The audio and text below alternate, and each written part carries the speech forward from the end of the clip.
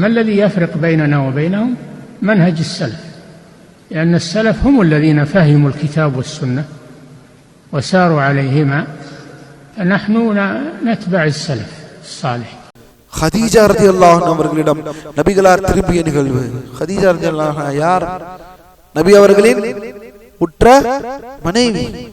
கவனியுங்கள், இந்த நிகழ்விற்கு பிறகு, குர்ஆன் வசனம் இறங்கிய நிகழ்விற்கு பிறகு நபிகளார் ஸல்லல்லாஹு அலைஹி வஸல்லம் அவர்கள் தமது இதயம் படபடக்க ஹதீஜா ரலியல்லாஹு அன்ஹா அவர்களிடம் திரும்பினார்கள். இன்னும் சில அறிவிப்புகளில் வருகிறது, அவர்களது பவாதிர் என்றால் என்ன? கழுத்துக்கும் தோலுக்கும் இடைப்பட்ட சதை பகுதி அதிர்ந்து கொண்டதாக ஹதீஸ்களில் வருகிறது. கழுத்திற்கும் தோலிற்கும் இடைப்பட்ட இந்த சதை பகுதி அதிர்ந்து கொண்டிருந்ததாக வந்துள்ளது.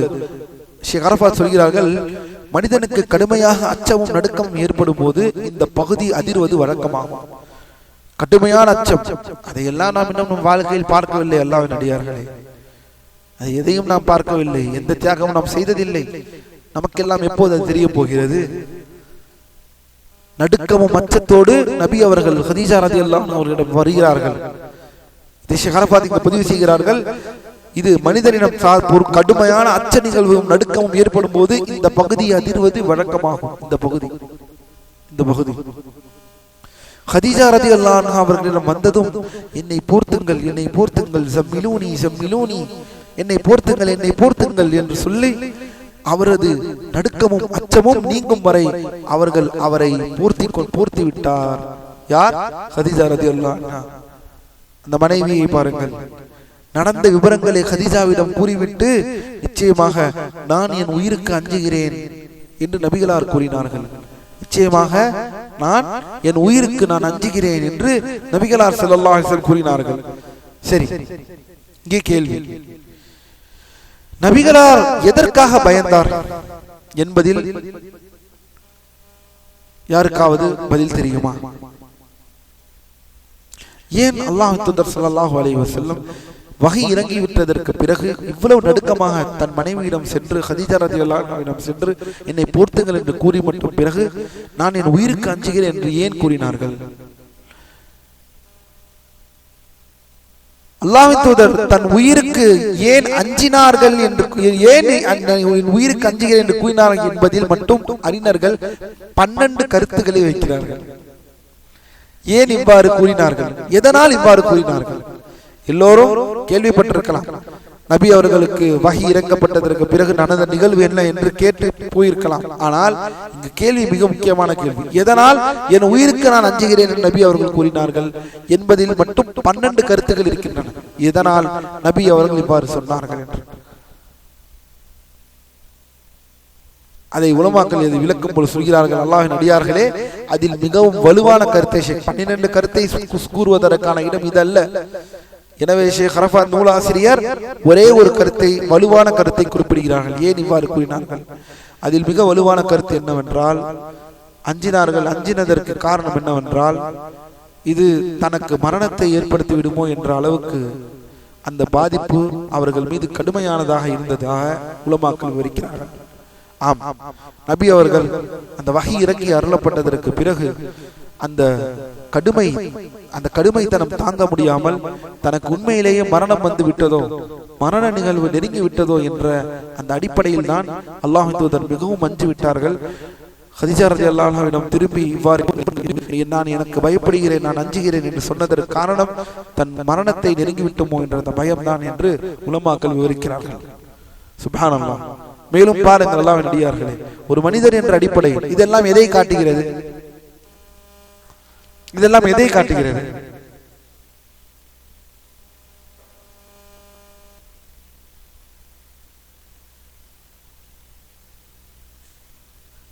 இந்த நபி ஒரு மனிதர் என்பதை காட்டுகிறது. இந்த நபி ஒரு மனிதர் என்பதை காட்டுகிறது. அல்லாஹ் நம்மை பாதுகாப்பானாக. அல்லாஹ்வின் அடியார்களே, இந்த நபி ஒரு மனிதர் என்பதை காட்டுகிறது. இன்று என்ன நடந்து கொண்டிருக்கிறது? உண்மையில் சொல்ல போனால் நீங்கள் எல்லாம் வியந்து பார்ப்பீர்கள். அல்லாஹ் நம்மை பாதுகாக்க வேண்டும். சுன்னத் ஜமாத் என்று சொல்லி இன்று அவர்கள் யூடியூபில் நடத்தக்கூடிய மாநாடுகளும் அவர்களுடைய பேச்சுகளிலும் நபியை அல்லாஹ்விற்கு இணையாக நபியை இரட்சகனாக நபி அல்லாஹ் அல்லாஹ் தான் நபி என்று சொல்லும் அளவிற்கு இன்று மக்களுடைய மனநிலையை கொண்டு வந்து விட்டார்கள். நபிக்கும் அல்லாஹ்விற்கும் வித்தியாசத்தை காட்டாத ஒரு கொள்கையை இவர்கள் இன்று மக்களுக்கு மத்தியில் பரவ வைத்து விட்டார்கள். அல்லாஹ்வின் அடியார்களே, நபியை நேசிக்கிறோம் என்று அந்த வரம்பு மீறி, அந்த உச்ச வரம்பை மீறி வழிகேட்டு சென்ற மிக முக்கியமான காரணம் நபியை அல்லாஹ்வாக இவர்கள் பார்த்து கொண்டு இருக்கிறார்கள்.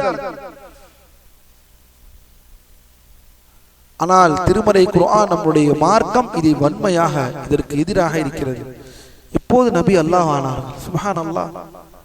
நபி அல்லாஹ்வின் அடிமை என்பதை நாம் மறந்து விட்டோமா? அவர்கள் ஒரு மனிதன் என்பதை மறந்து விட்டோமா? தன் உயிருக்கு ஏதாவது ஆகிவிடும் என்று தன் மரணத்திற்காக அஞ்சினது, அல்லாஹ்வின் தூதருடைய வாழ்க்கையில் நடந்த விஷயங்கள் எல்லாம் மரணது, இதெல்லாம் சாதாரண விஷயமா? எப்படி நபியை மனிதர் இல்லை என்று சொல்ல முடியும்? இது மனிதர் இல்லை என்று சொல்கிறார்களா? ஆம், சொல்கிறார்கள். அதனால் தான் நபியிடம் துஆ கேட்கிறார்கள். நபியிடம் அல்லாஹ்விடம் என்னவெல்லாம் ஒரு மனிதன் செய்ய முடியுமோ அதை அத்தனையும் என்று நபியிடம் செய்யக்கூடிய இந்த நிலைக்கு தள்ளினதே இவர்களுடைய இந்த கொள்கை தான். அல்லாஹ் நம்மை பாதுகாப்பானாக.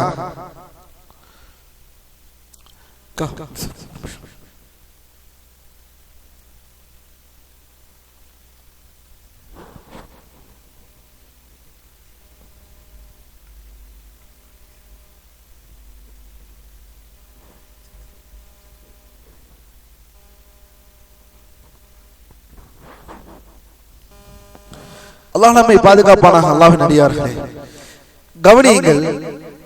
இந்த விஷயம் நடந்து நிகழ்ந்ததற்கு பிறகு நாம் ஏற்கனவே சொன்னோம், இதை ஷேக் அவர்கள் எவ்வாறு ஒரு அழகாக மனிதர்களை போல உச்சரிக்கிறார்கள் என்பதை பாருங்கள்.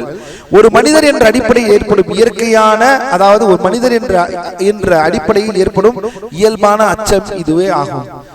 இதற்கு முன்னால் இந்த நபிக்காவது இவ்வாறு அச்சம் ஏற்பட்டதா? யாராவது சொல்ல முடியுமா சம்பவங்களை? மூசா அலைஹிஸ்ஸலாம் அந்த தடி பாம்பாக மாறிய போது பெரும் அச்ச நிலைக்கு மாறினார்கள்.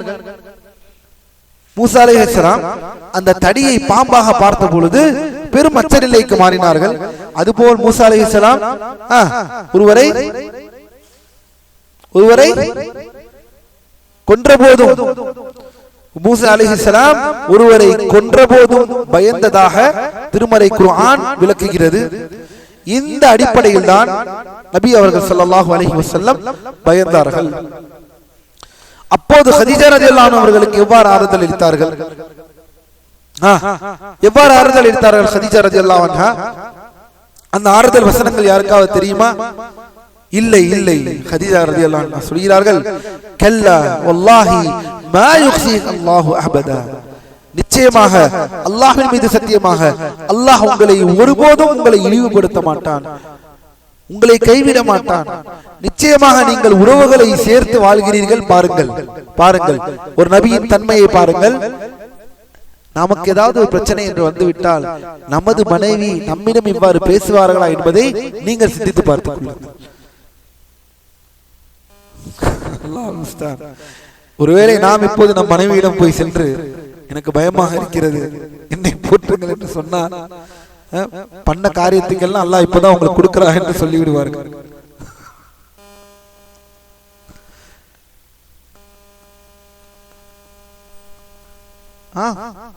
நாம் எப்படி இருக்கிறோமோ அப்படித்தானே நம்மளுக்கு திரும்பி வரும். சும்மாவா இருந்தீங்க? ஊர் வம்ப வளர்த்துக்கிட்டு எல்லாரோடையும் பிரச்சனை பண்ணிக்கிட்டு குடும்பங்களை ஒழுங்கா பார்க்காம, சொந்த பந்தங்களை ஒழுங்கா சேர்க்காம, சொந்த பங்களோட சேர்ந்து இல்லாம, சொந்த அண்ணன் தம்பிகளோட உறவு இல்லாம இப்படி ஊர் பலாவா வாங்கினீங்கன்னா இப்படிதான் இருப்பீங்க என்று சொல்லிவிட்டால் நமக்கு இப்படி ஏதாவது ஒரு நிலைமை வரும் பொழுது நம் மனைவி நமக்கு ஆறுதலாக இருக்க வேண்டும் என்றால் அதற்கேற்பவர் நாமும் இருக்க வேண்டும். நபி எவ்வளவு ஒரு ஒழுக்கமான ஒரு வாழ்க்கையில் இருந்திருந்தார்கள் என்றால், எவ்வளவு ஒரு ஒழுக்கமான வாழ்க்கையில் இருந்திருந்தார்கள் என்றால், அந்த போய் மனைவியிடம் சொன்ன அடுத்த கணம் அந்த மனைவி ஒரு ஆறுதல் வார்த்தைகளை பாருங்கள். கல்ல லா யுஹ்ஸிகல்லாஹு அபதா. அல்லாஹ் உங்களை நிச்சயம் உங்களை கைவிட மாட்டார், உங்களை இழிவுபடுத்த மாட்டார்.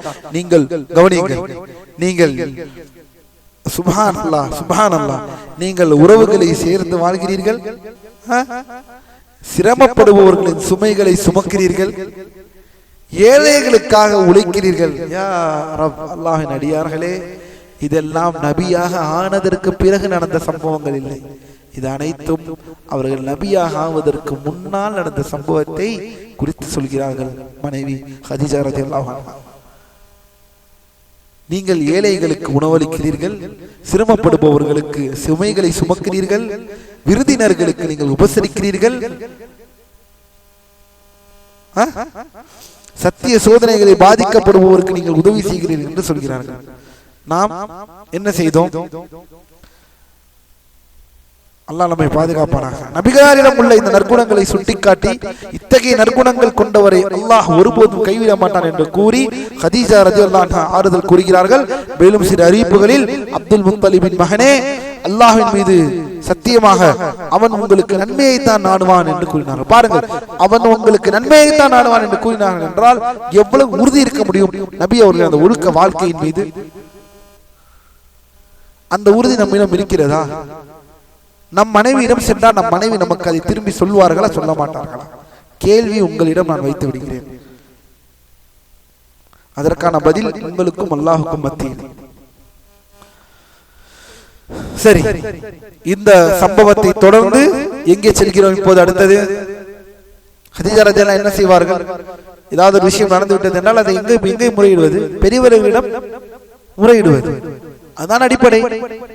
வஹி ஏதோ இறங்கி இருக்கிறது, நபி அவர்களுக்கு ஒரு கடுமையான அச்சநிலை ஏற்பட்டிருக்கிறது, எனக்கு ஒரு மாதிரியாக இருக்கிறது, என் உயிருக்கு நான் பயப்படுகிறேன் என்ற அளவிற்கு நபி அவர்கள் வந்து விட்டார்கள். ஆறுதல் கூறினதற்கு பிறகு மனைவியா இருக்கக்கூடிய ஹதீஜா ரலியல்லாஹு அன்ஹா இதற்கு அடுத்த நிலை, அடுத்த கட்டத்திற்கு செல்கிறார்கள். என்ன செல்கிறார்கள்? என்ன செய்யலாம் என்று நினைக்கிறார்கள்? ஹதீஜா ரலியல்லாஹு அன்ஹா நபிகளாருக்கு ஆறுதல் கூறிய போதிலும் இந்த விஷயத்தின் உண்மை நிலையை உறுதிப்படுத்திக் கொள்வதற்காக ஹதீஜா ரலியல்லாஹு அன்ஹா விரும்பினார்கள். எனவே நபிகளாரை தனது பெரிய தந்தையின் மகனாக, தன்னுடைய பெரியப்பா ஹதீஜா ரலியல்லாஹு அன்ஹாவுடைய பெரியப்பா யார்? நௌஃபல். அவர்களின் மகனான வரகா, அவரின் மகனான வரகா தான் கசின். ஹதீஜா ரலியல்லாஹு அன்ஹுடைய பெரியப்பா மகன் கசின். அவர்களின் மகனான வரகா பின் நௌஃபலிடம் அழைத்து செல்கிறார்கள். ஏற்கனவே நாம் வரகாவை அவர்களை பற்றி பார்த்து விட்டோம். வரகா பின் நௌஃபல் யார்? வரகா பின் நௌஃபல் யார்? அல்லாஹ்விற்கு இணை வைக்காதவர்களில் ஒருவர். அதாவது தூய மார்க்கத்தை ஜாஹிலியா காலத்தில் இருந்த போதிலும் அல்லாஹ்வின் அடியார்களே, பாரக்கல்லாஹு ஃபீக்கும், இது எப்போது அல்லாஹ்விற்கு இஸ்லாத்திலே வந்தவர்கள் எப்போது சொல்கிறோம்? அதை பின்னால் பாருங்கள், கவனியுங்கள். வரகா பின் நௌஃபல் அறியாமை காலத்திலேயே சிலை வழிபாட்டை வெறுத்து கிறிஸ்துவ மார்க்கத்தை தழுவியிருந்தார். அவர் எபிரேய மொழியில் எழுதுபவராகவும், எபிரேய என்றால் தமிழில் எபிரேயம் என்று சொல்வோம், அதோட மொழி வார்த்தை என்ன? ஹீப்ரு. எபிரேய மொழியை எழுதுபவராகவும், இஞ்சியிலே எபிரேய மொழியில் எழுதுபவராகவும், பைபிளை என்று சொல்லப்படக்கூடிய அதை எபிரேய மொழியில் எழுதுபவராகவும் இருந்தார்கள். மேலும் அவர் வயதாகி கண் பார்வை இழந்த முதியவராகவும் இருந்தார்கள். இதுதான் வரகா பின் நௌஃபலை பற்றி நமக்கு வந்த அடையாளங்கள். சரி, ஹதீஜா ரலியல்லாஹு அன்ஹா அவரிடம், என் பெரியப்பாவின் மகனே, என் பெரிய தந்தையின் மகனே, உங்கள் சகோதரனின் மகனிடம் முகம்மதிடம் அவர் கூறுவதை கொஞ்சம் கேளுங்கள்.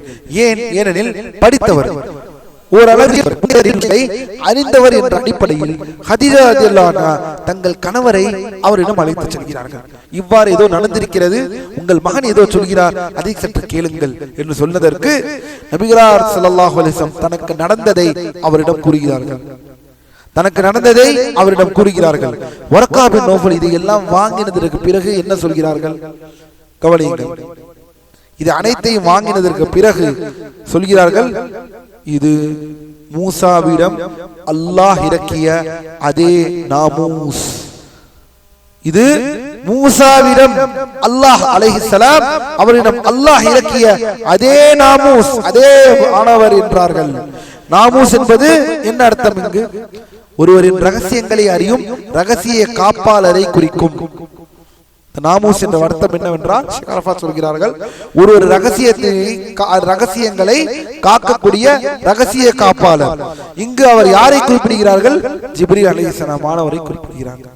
மேலும் சொல்கிறார், மேலும் அவர் உங்களது சமூகம் முஹம்மதே உங்களை ஊரை விட்டு வெளியேற்றும் காலத்தில் நான் உயிருள்ள ஒரு வலிமையான இளைஞனாக நான் இருந்தால் அல்ல, உங்களுடைய சமூகம் உங்களை ஊரை விட்டு வெளியேற்றும் காலத்தில் நான் உயிருள்ள ஒரு வலிமையான இளைஞனாக இருக்கக்கூடாதா என்று கூறினார்கள். யோசித்து பாருங்கள், அந்த நேரத்தில் தான் மிகவும் விரும்பி அல்லாஹ்வின் அடியார்கள் பொதுவாகவே பிறந்த ஊரை நேசிப்பது என்பது மனித இயல்பு. பிறந்த ஊரை, தான் பிறந்த இடத்தை, தான் இருக்கக்கூடிய ஒரு இடத்தை நேசிப்பது என்பது மனித இயல்பு. அதே போல அல்லாஹ்வின் தூதர் ஸல்லல்லாஹு அலைஹி வஸல்லம் அந்த இடத்திலே மக்காவை பற்றி பேசிக் கொண்டிருக்கும் பொழுது திடீரென்று சொல்கிறார்கள், உங்கள் சமூகம் உங்களை இந்த ஊரை விட்டு உங்களை வெளியேற்றும் என்று சொன்னதுடன் நபி அவர்களுக்கு ஆச்சரியம். என்ன ஆச்சரியம்? என்ன கேட்டார்கள்? நௌஃபலிடம், வரக்காவிடம். வரக்கா சொல்லிவிட்டார்கள், நான் அந்த நேரத்தில் ஊரை விட்டு வெளியேற்றுவது என்பது கருத்தல்ல. இங்கு வரக்கா சொல்ல வருவது அதல்ல. அப்படி நடக்கும் பொழுது நான் வலிமையான ஒரு இளைஞனாக இருக்கக்கூடாதா? எதற்காக? உங்களை பாதுகாப்பதற்காக, உங்களுக்கு அரணாக நிற்பதற்காக. அதற்கு அல்லாஹ் தூதர் ஸல்லல்லாஹு அலைஹி வஸல்லம் வரக்காவிடமே கேட்கிறார்கள், அமுஹ்ரிஜியஹும், என் ஊர் மக்களா என்னை வெளியேற்ற போகிறார்கள்?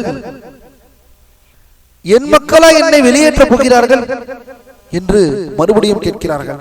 இதை கேட்ட நபிகளார் இவ்வாறு கேட்டதற்கு அதற்கு வரக்கா கூறுகிறார்கள், ஆம், நீங்கள் கொண்டு வந்ததை போன்ற இறை செய்தியை கொண்டு வந்த எந்த ஒரு மனிதரும் பகைத்துக் கொள்ளப்படாமலும் துன்புறுத்தப்படாமலும் இருந்ததில்லை. ஆம், நீங்கள் இந்த செய்தியை கொண்டு வந்ததால் நீங்களும் சரி, உங்களுக்கு முன்னால் இருந்தவர்களும் சரி, பகைத்துக் கொள்ளப்படாமலும் துன்புறுத்தப்படாமலும் இருந்ததில்லை. இதுதான் அடிப்படை. சத்தியத்தை சொல்லக்கூடிய ஒவ்வொரு அழைப்பாளனுக்கும் இது மாபெரும் படிப்பினை.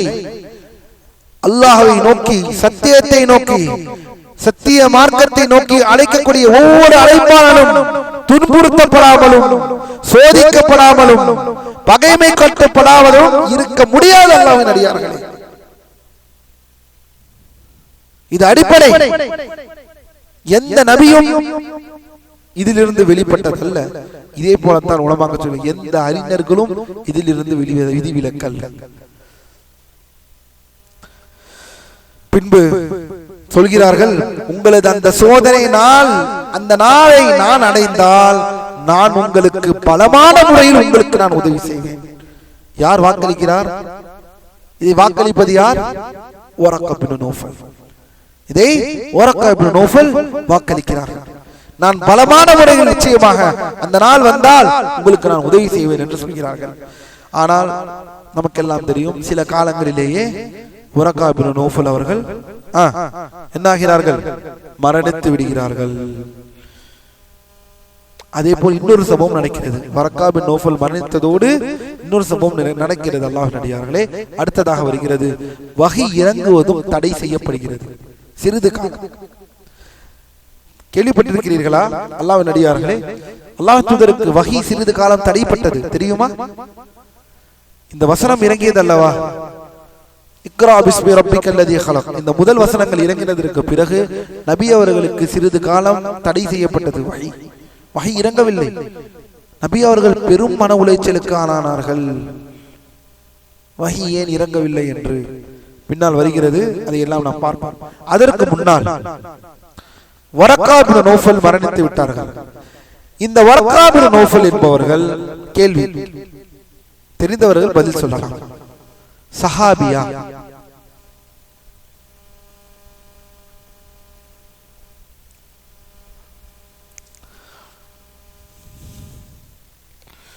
வரக்கா பின் நௌஃபல் சஹாபியா?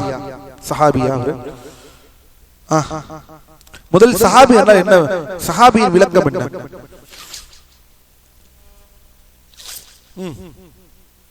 சஹாபியின் விளக்கம் என்ன?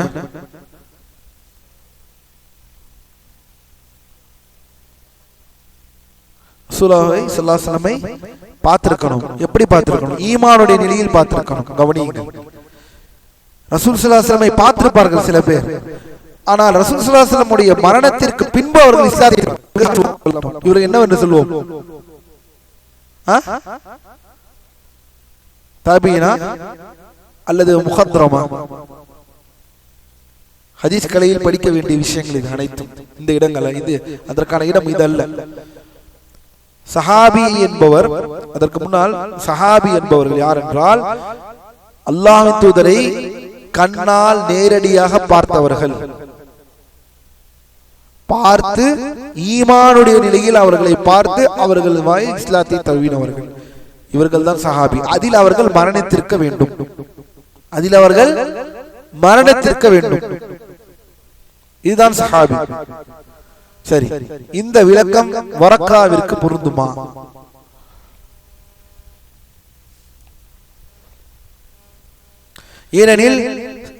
ஏனெனில் சில பேர் சஹாபி ரசூல் ஸல்லல்லாஹு அலைஹி வஸல்லம் அவர்களை பார்த்திருப்பார்கள், ஆனால் ஈமான் கொண்டிருக்க மாட்டார்கள். ரசூல் ஸல்லல்லாஹு அலைஹி வஸல்லம் மரணித்ததற்கு பிறகு அவர்கள் இஸ்லாத்தை அடுத்தவருடைய வாழ்வியல் நிகழ்வில் ஏதோ ஒரு நிலையில் அவர் இஸ்லாத்தை ஏற்றிருப்பார். ஆனால் அவர் யார்? சஹாபி அல்ல. பார்த்திருந்தாலும் சஹாபி அல்ல. புரிந்து கொள்ளுங்கள். இனி நபியை ஈமானுடைய நிலையில் பார்த்தால் தான் அவர் சஹாபி. பல நிபந்தனைகள் இருக்கிறது, அதில் மிக முக்கியமான நிபந்தனை இதில் தான் தாபி, முஹத்ரம், தாபீன் என்று மாறுவார்கள்.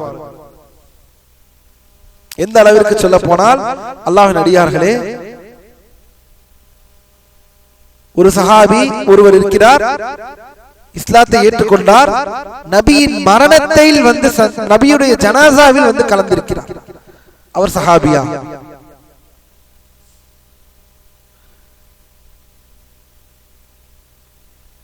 நபி விழித்த நிலையில் அவரை பார்க்கவில்லை. நபி அவர்களை விழித்த நிலையில் வந்தவர் பார்க்கவில்லை. உலமாக்கள் சொல்கிறார்கள், சஹாபி என்ற அர்த்தங்கள் பல நிபந்தனைகள் உலமாக்கள் சொல்கிறார்கள். அதிலும் முக்கியமானவர் சொல்கிறார்கள், நபி அவர்கள் விழித்த நிலையில் பார்த்து அவர்கள் ஈமான் கொண்டிருக்க வேண்டும். இதையும் சொல்கிறார்கள். சுப்ஹானல்லாஹ். சாதாரண பாக்கியம் அல்ல அல்லாஹ்வின் அடியார்களே, சாதாரண பாக்கியம் அல்ல. எத்தனையோ பேர் இதிலிருந்து வெளியேறி விட்டார்கள். நல்ல மனிதர்கள், அல்லாஹ்வின் தூதரை பார்த்திருப்பார்கள். ஆனால் சஹாபி என்ற அந்த அந்தஸ்து என்பது சாதாரண அந்தஸ்து அல்ல. சரி, விஷயத்திற்கு வருவோம். வரக்கா பின் நௌஃபல் பல அறிஞர்களால் சஹாபி என்றே கருதப்படுகிறார்கள்.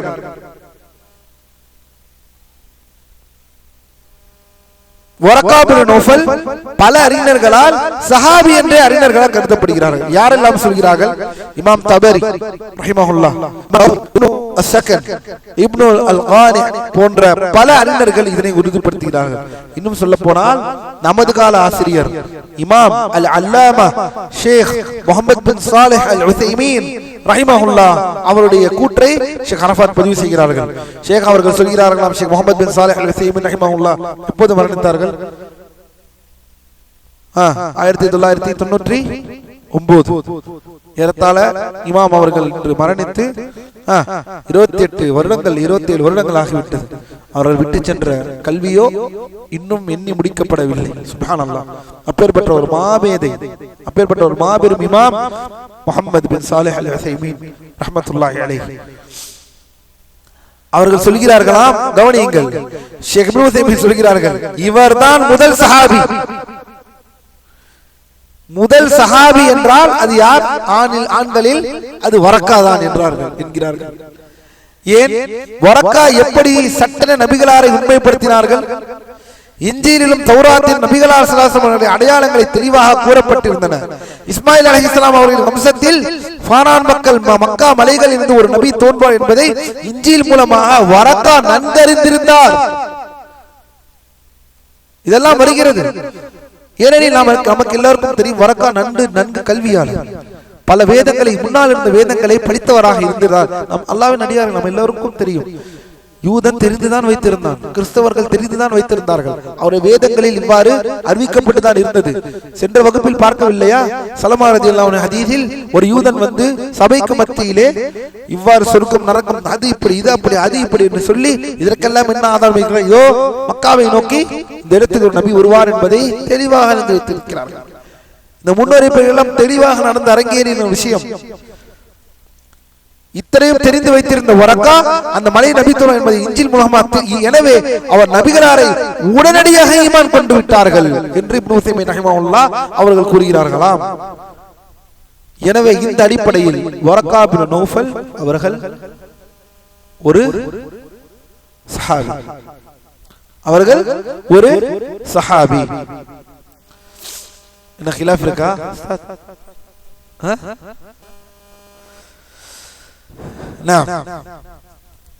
அடுத்ததாக ஃபத்ரத்துல் வஹி, அல்லாஹ் நாடினால் இன்ஷா அல்லாஹு தஆலா இதை அடுத்த வாரம் பார்ப்போம் பிஇذنில்லாஹி ரப்பில் ஆலமீன். வஹி தடைப்பட்டதும் நபிகளார் தற்கொலை செய்து கொள்ள முயன்றதாக வந்த செய்திகளும் உண்மையான செய்தியா இது? அல்லாஹ் நம்மை பாதுகாப்பானாக. பின்னால் பார்ப்போம் இன்ஷா அல்லாஹ். அல்லாஹ்வின் தூதருக்கு வஹி சிறிது காலம் தடை செய்யப்பட்டது. அதனால் என்ற ஒரு சில அறிவிப்பு வந்துள்ளது. அந்த அறிவிப்பில் உண்மைத்தன்மை என்ன என்ற மற்ற விஷயங்கள் ஏற்கனவே நாம் சொன்னோம். இந்த ஓரியன்டலிஸ்ட் ஆக்ஸ்போர்டிலும் ஸ்டான்ஃபோர்டிலும் கேம்பிரிட்ஜிலும் மார்க்கத்தை உடைப்பதற்கும் அங்கிருக்கக்கூடிய முஸ்லிம் மாணவர்களுடைய மண்டையை கழுவி ஊத்துவதற்கும் அவர்களுடைய இஸ்லாத்திலிருந்து அவர்களை எப்படியாவது வெளியேற்றி விட வேண்டும், இஸ்லாத்திலிருந்து அவர்களுக்கு சந்தேகத்தை வரவைக்க வேண்டும் என்ற ஒற்றை பாணியில் செயல்படக்கூடிய இந்த ஓரியன்டலிஸ்ட் போன்ற இவர்களுக்கு ஷேக் அரஃபாத்திற்கு பின்னால் ஒரு பெரிய மறுப்பை வழங்குகிறார்கள். இதை அனைத்தையும் அல்லாஹ் நாடினால் இன்ஷா அல்லாஹு தஆலா நாம் அடுத்த வாரத்தில் பார்ப்போம். அல்லாஹ் நம்மை ஹயாத்தாக வைத்திருந்தானா என்றில் இன்ஷா அல்லாஹ் அல்லாஹ் நமக்கு நேர்வழியை செலுத்துவானாக. அல்லாஹ்வின் அடியார்களே, எதை கேட்டோமோ அதைப்படி செயல்படக்கூடிய மக்களாக அல்லாஹ் நம்ம அனைவரையும் ஆக்கிரல் புரிவானாக. வக்கூலு கௌலி ஹாதா வஸ்தக்ஃபிருல்லாஹ லீ வலக்கும் வலிஜமீஇல் முஸ்லிமீன மின் குல்லி தன்ப். சுப்ஹானக்கல்லாஹும்ம வபிஹம்திக அஷ்ஹது அல்லா இலாஹா இல்லா அன்த அஸ்தக்ஃபிருக வ அத்தூபு இலைக். அஸ்ஸலாமு அலைக்கும் வரஹ்மத்துல்லாஹி வபரகாத்துஹு. نقول بيننا وبينكم السلف، بيننا وبينكم الكتب. كان أحمد يقول البدع بيننا وبينكم الجنائز.